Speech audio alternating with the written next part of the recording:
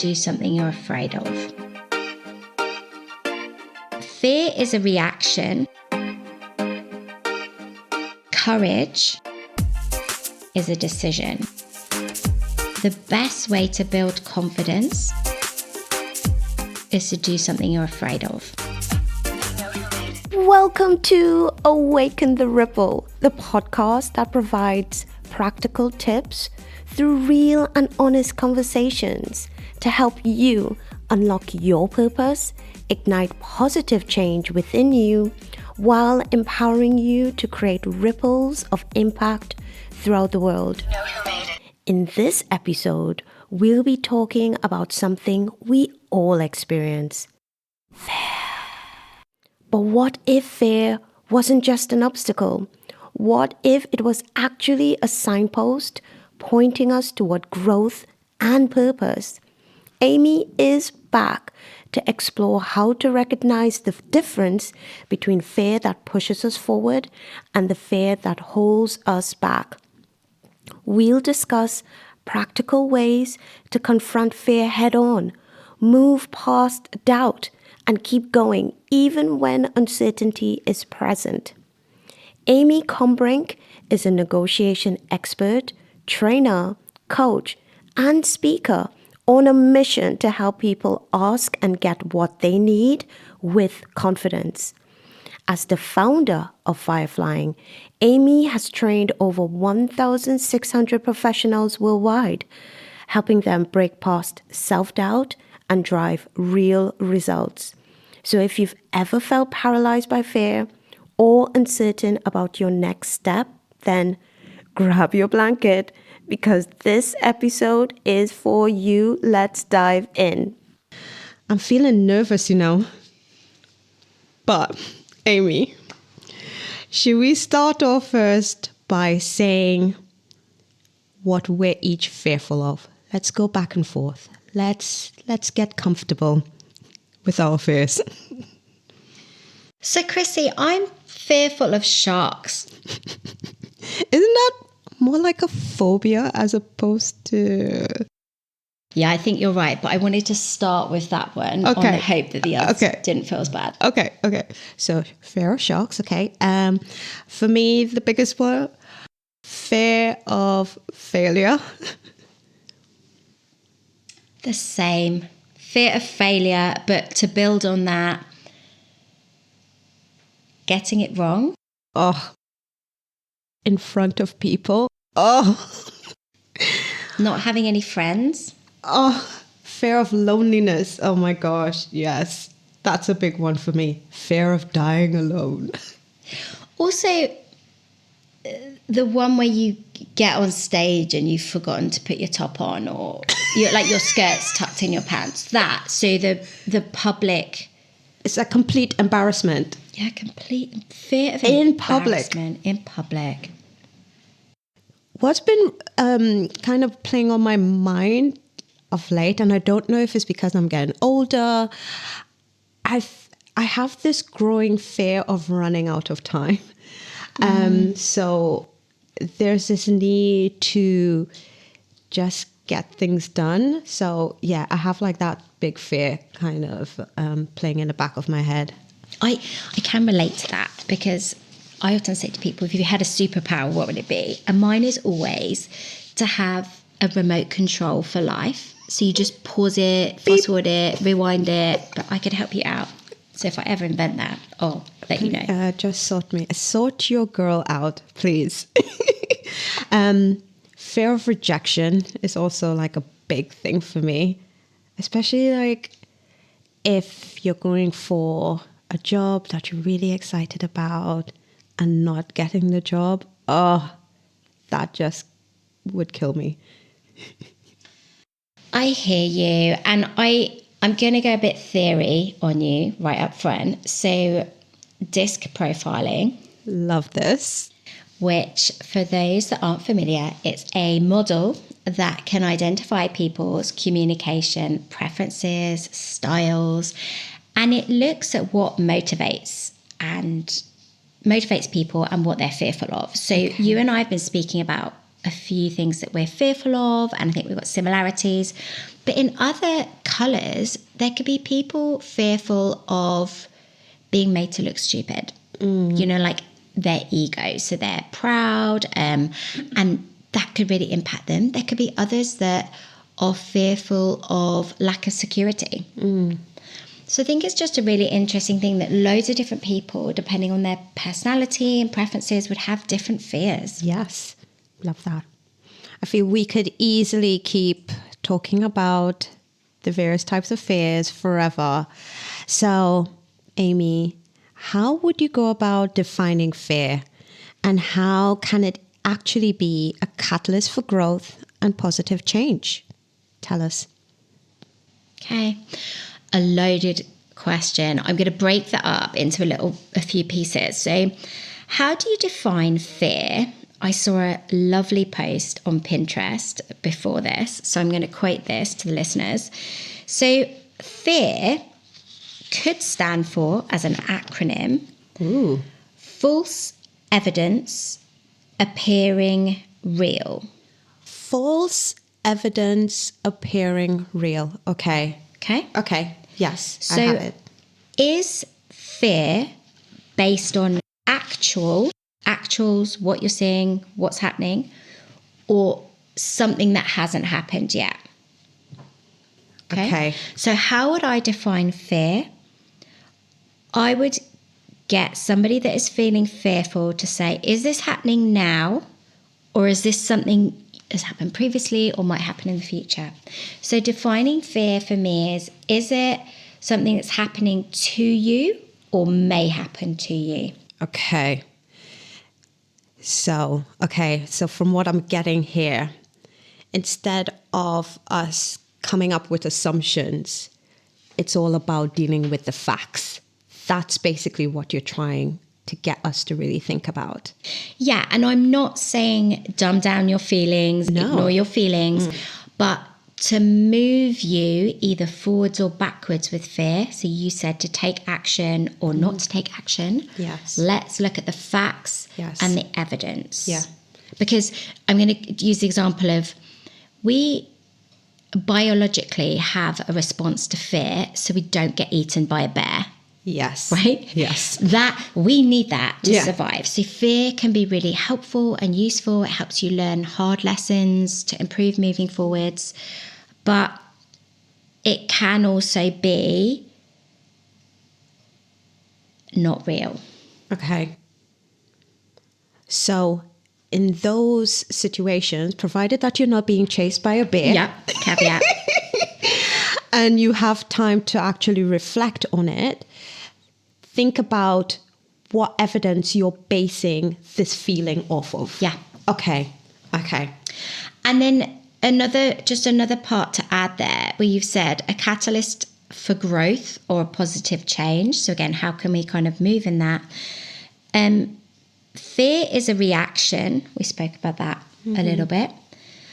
Courage or movement is a decision. Fear is a reaction. Courage is a decision. Yeah. So do you move? Is it a catalyst for growth? The best way to build confidence is to do something you're afraid of. I'm throwing a load of stuff in there. I mean, yeah, my brain has just basically fried. Brain has exploded. Let's get back a little bit. So what I'm showing is fear, step one. Is this real or is this a niggling thought that you have? So let's check the evidence surrounding us, right? Is it a lesson to be learned? Are we scared of bears? Like yes or no? The next, do you move forward or stand still? Okay. That is evidence-based decision. Yes. If there is no evidence to be fearful, I would suggest action cures fear. So have the courage to move forward, and then whenever you do something you're scared of, it's when you get more confident. So let's go back to our fears, Chrissy. Think about one of your fears. Yes. I could easily go back. So for the listeners, Amy is actually my coach. And I distinctly remember one of our sessions that you coached me through. Okay. Chris is grinning Okay, for those that can't literally see. reflecting. And it's quite interesting thinking back on this scenario that had me quite fearful. So, in a nutshell, just giving you guys like a little bit of context, I was managing a team, and an individual within the wider client team sent an email to myself, my boss, and all of the senior bosses at this marketing agency, complaining about my team and their lack of performance, and was quite shocked of the manner in which he decided to communicate to me what was going on with my team. Again, if I think back to like my core values, I'm all about collaborating. And I would have preferred for him to reach out to me, speak about the matter, we decide on steps that we can take, and then taking small actions towards, rectifying the challenge that was going on. And it really threw me. It threw me so much so that any email that came subsequent to that had me fearful of opening emails. So much so that there would be times when I'd leave that email until very late in the day, which could mean potentially missing out on opportunities to respond or get certain things clarified or actioned, that sort of thing. So yeah, it really, it stung. It stung at that point in time. In our coaching session, time passed on, I moved on away from that department, was in a brand new department, thriving, doing well, but the same struggle was coming up. Every time a senior person would send me an email, I would freeze. I would be paralyzed with fear. I'd leave it until the end of the day. And I knew this was holding me back. But Chrissy, just, thank you for sharing that example, because I think people can and will be able to relate to that. Do you remember how long after that original email we were having this conversation? Because I do. Remind me. What do you think? I want to say like it would have been like a good year. It was a year. So for the listeners, I actually think you're being hard on yourself. There was evidence, and that's why you were fearful. Chrissy, there was evidence as to why you had that fear. Yes. You had that one example, you've learned a lesson. That fear is there for a reason, to teach you a lesson or how to evolve. But what was different is there wasn't reoccurring evidence. Yes. So you were getting really definitive here. That's what we were working on together. And it was then when I asked you, how long ago was that original email sent?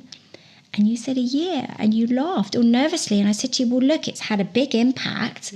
But the question then instead was, how is this holding you back in your day-to-day? So that fear wasn't a catalyst for growth. It was something that was like holding you around the ankles. So that was a really big moment, but you had to look at something that you were afraid of and decide to kind of tread over it on the face. But I think the biggest thing too was having the courage to speak about it. And I think about all the people who suffer in silence.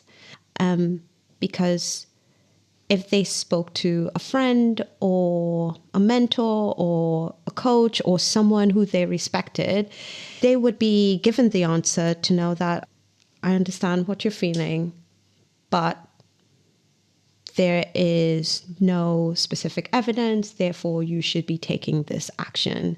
Yeah. So I think there's even, we spoke about courage being that decision, taking that one baby step to probably speak to someone about what it is that you're fearful of could be that catalyst to then, for growth, as we were just talking about. And the question was about catalyst for growth or positive change. it could be just having the courage to say what happened or talk to someone that happened. Like you said, just sharing or recognizing. Yeah, exactly. It's important to distinguish between fear that motivates and fear that holds us back.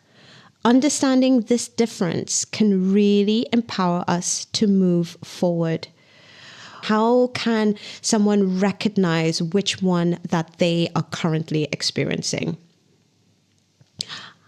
I feel like I'd love to hear like your answer, but again, speaking about my previous example, that fear paralyzed me, and I knew what it was holding me back from. It was holding me back from being an effective leader, being a more resilient leader. What were you fearful of? That's a really good question. I was fearful that my team, who I absolutely believed in, were being branded in such a false manner Okay.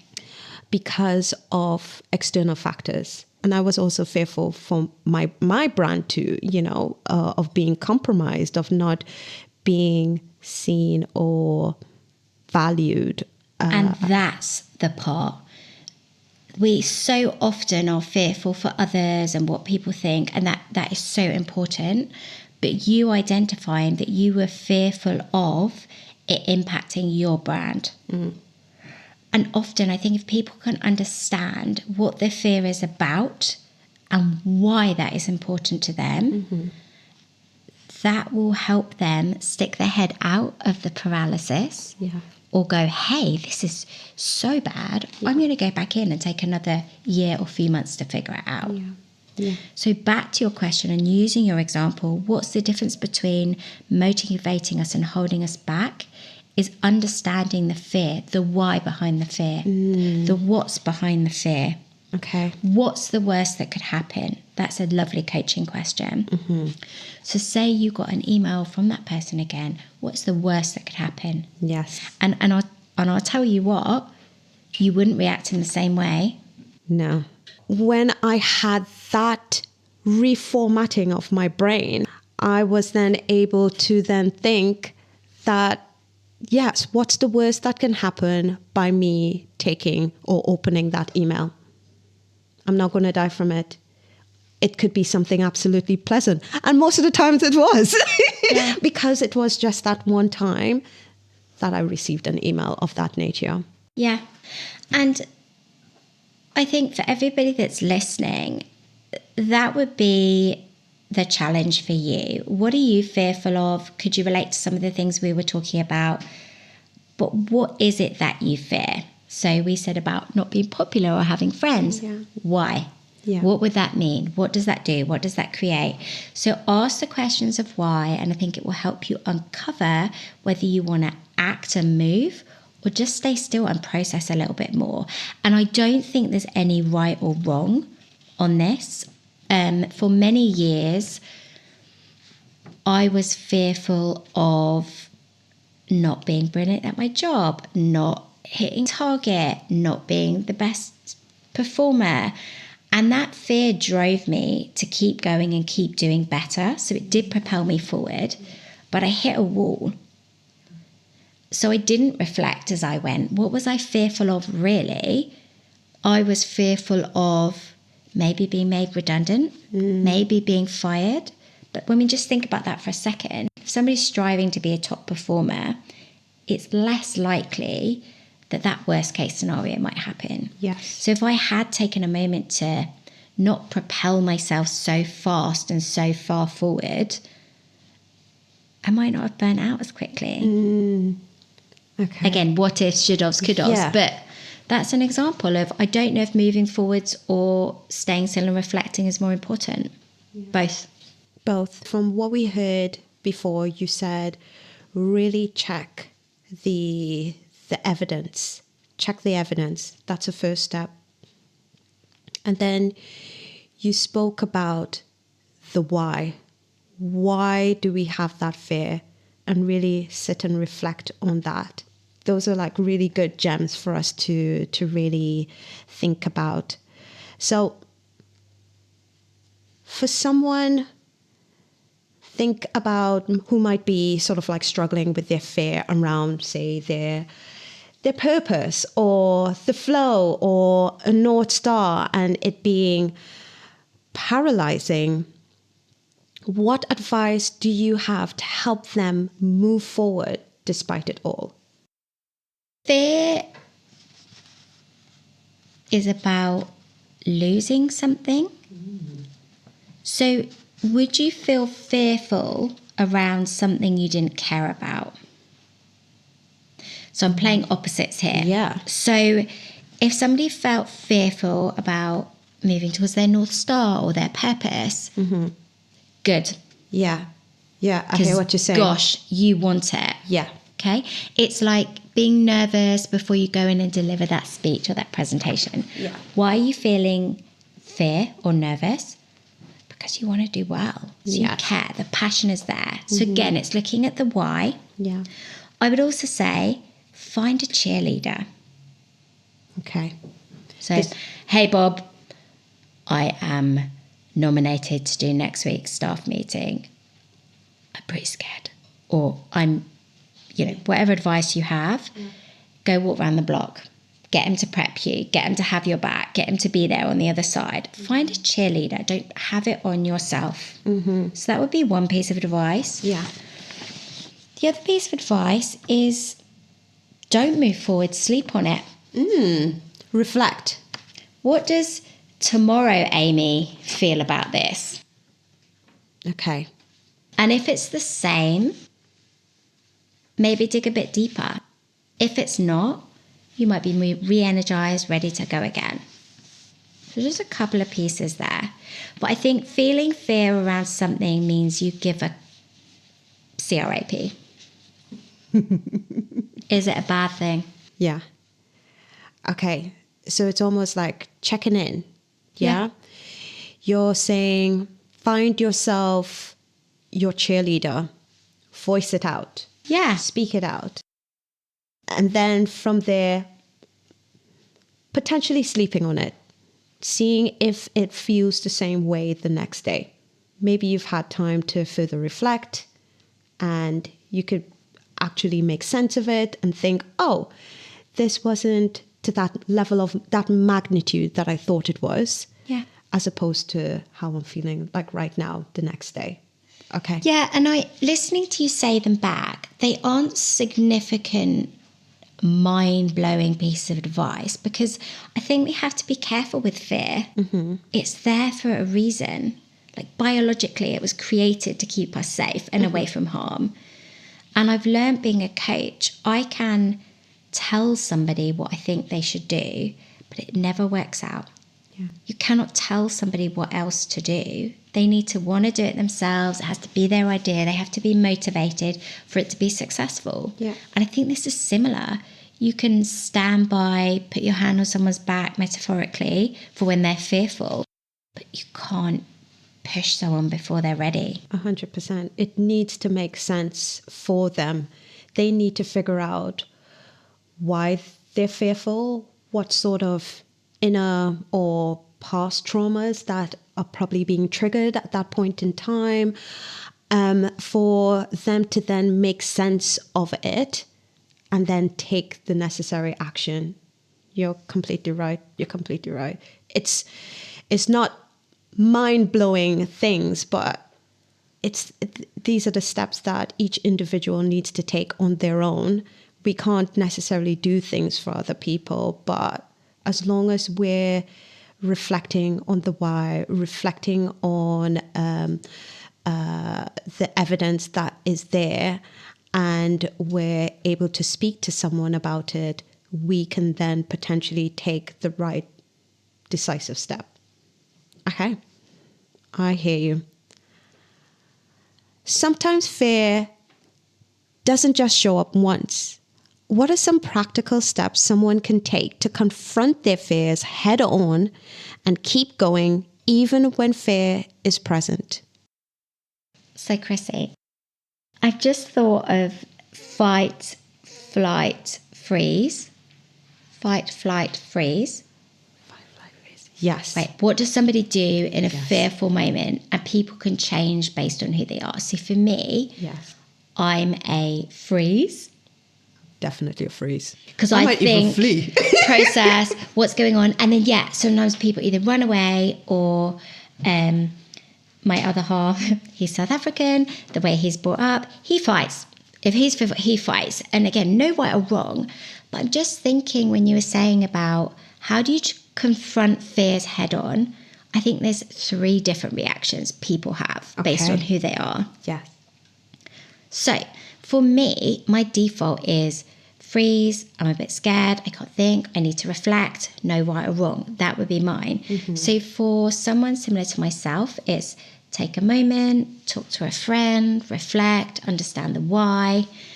For people that fight, I think that's probably based on evidence. So, hey, if this is a fearful moment, what you need to do and how you need to respond in that environment. Flight, again, that could be based on evidence as well. Mm-hmm. Why are you running? Is it because actually this doesn't feel right in your gut? So gut instinct. See, for me, practical steps are feel the fear, recognize it, see where you sit on those 3 elements. I love that. Feel the fear. Feel the fear and see which of those, the flight, flee, fight, freeze. Yes. I'm sure there's a more smooth way of saying it. So it's fight, flight, freeze. Fight, flight, freeze. See where you sit with those 3 Yeah. and then take the appropriate steps. Yeah. That works. Okay. That feels. Yeah. Okay. Like that. So we've all been there when fear is loud and threatening us to stop. But when we push through that, it can create a ripple effect in our lives, affecting not only ourselves, but also those around us. When you faced setbacks or moments of doubt, how do you overcome fear and push through to the other side? It's taken me a really long time to work this out. And by getting it wrong or not right, an example of that would be, we mentioned earlier, me wanting to keep busy, do better, put my big girl pants on, just perform, accelerate, keep going, just keep going, like drive through the fear. And that worked for a really long time. I did well in my career. I achieved bonuses and promotions, but it got to a point where it was covering up the fear, and that kind of unraveled. So I mentioned before, I burnt out. I had to take a little bit of time out. I used to get panic attacks. I would work so hard to ignore the fear. I think it caught up with me. Okay. So through that time, I've learned to stop and notice it's happening and almost take a little mini time out. So an example I'll give you is setting up my own business, doing my first podcast episode, trying to write the LinkedIn post that went with that first episode. I remember disappearing into trying to write the right thing. What would people say? How would it work? And then not noticing I was being fearful. Okay. So I stopped, walked off, had a cup of tea, came back, and had a completely different perspective on it. And I said, I am afraid of getting this wrong. I'm afraid of what people will say. And I realised I was fearful of what others thought. And gosh, it was uncomfortable, Chrissy. Don't get me wrong. I still care for those things. But in that moment, it helped me see more clearly. So I posted the episode. I don't think anybody noticed if I'd made any mistakes. And I did have the courage to feel the fear and kind of do it anyway. But it was that moment of reflection and that good cup of tea that helped me just reflect differently on it. Yeah, I love that. And thank you so much again for sharing about your burnout, because I know loads of people experience that.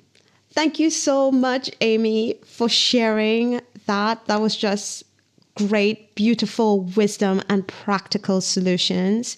As always, it has been so thought-provoking, and I can't wait to actually unpack it all after we finish this recording. How can our listeners find you on social media? So, Chrissy, I'm on LinkedIn, Amy Combrinck on LinkedIn, and on Instagram, I am Negotiation Dynamo. Please follow me. Love that. To the listeners, fear isn't the enemy. It's the spark that can awaken something deeper within you. Every moment of doubt, every challenge you face is an opportunity to create a ripple effect of courage, not just in your own life, but in the lives of those around you.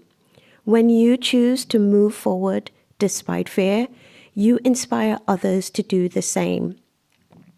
Today, we uncovered how fear can either hold us back or propel us forward. It all comes down to how we respond. So, what's one fear you can lean in today? What's one small brave action you can take that will set a ripple of change in motion? Keep embracing the unknown, stepping through fear, and awakening the ripple within you.